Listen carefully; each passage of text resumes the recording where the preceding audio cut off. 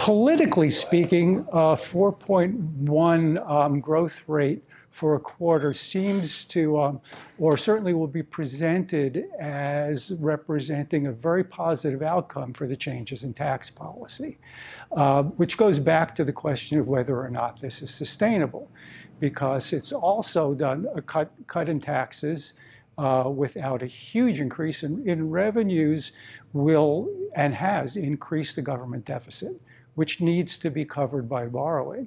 So if growth at a fairly high sustained rate is not forthcoming, the deficit will continue at a high rate and the debt will continue to increase. And government needs to borrow in order to cover that debt. That can create shortages in capital markets as government borrowing crowds out private sector borrowing that might otherwise be dedicated to economic growth.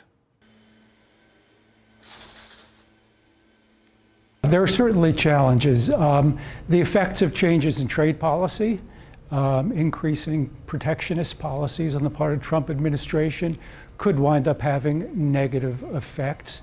In fact, some of what we're seeing right now, according to many analysts, is a bump in certain export earnings. Soybeans, for example, have been noted in attempts to get into markets and take advantage of the current prices before new tariffs affect them. So trade policy is certainly a factor. Government debt is a factor.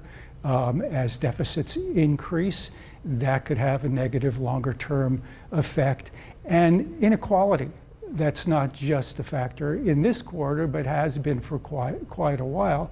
The fact that GDP doesn't tell you how the benefits of the strong growth are distributed, and increasing inequality can have negative effects over the long run as well.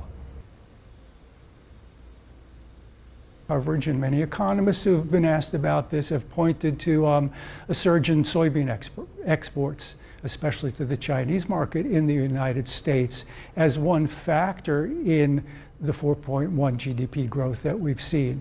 And when when the retaliatory tariffs that China will place on U.S. agricultural goods take effect, then we're going to see a rapid drop off, and that could turn out to be problematic.